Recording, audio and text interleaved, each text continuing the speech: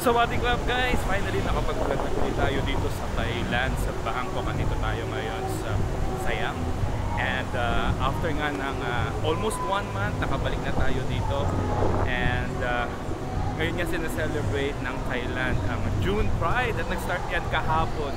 Pero hindi tayo nakapunta dahil nga may work tayo every Saturday. And pumasya lang tayo dahil linggo wala tayong pasok and holiday bukas ito sa Thailand. Kaya ito, binisita natin kung ano bang ganap dito sa Thailand, mismo sa center, sa Bangkok. Parada kahapon dahil may pasok, pero hindi pa tayo pauhuli guys.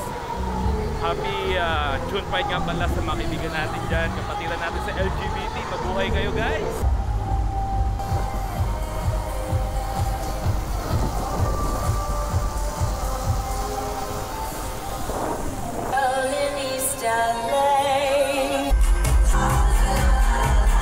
Nga guys, kadalasan may ginaganap na show dyan sa loob. And ito pa rin ay pagpupugay sa mga kapatiran nating LGBT.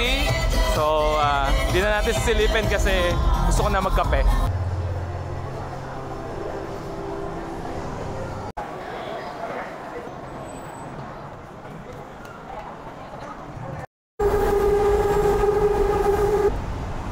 Ito na yung sign dito sa Bangkok, mula dito sa kinakatayuan ko ngayon. Before, yung sign na yan is black and white only.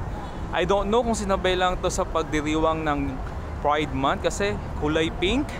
And makikita nyo rin may yellow, may violet, green, which is siguro ang nire-represent ito o nire-represent ito yung LGBT community. Pero anyways, mukhang okay naman. Hindi na lang siya katulad dati talaga na plain black and white and nakalagay dyan Bangkok City of Life. Pero ngayon, ibang-iba na.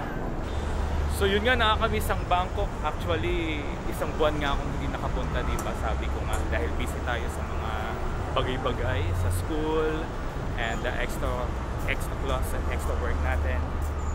And finally, nakaapak uli ako dito sa favorite place ko sa city. Nakakatuwa lang.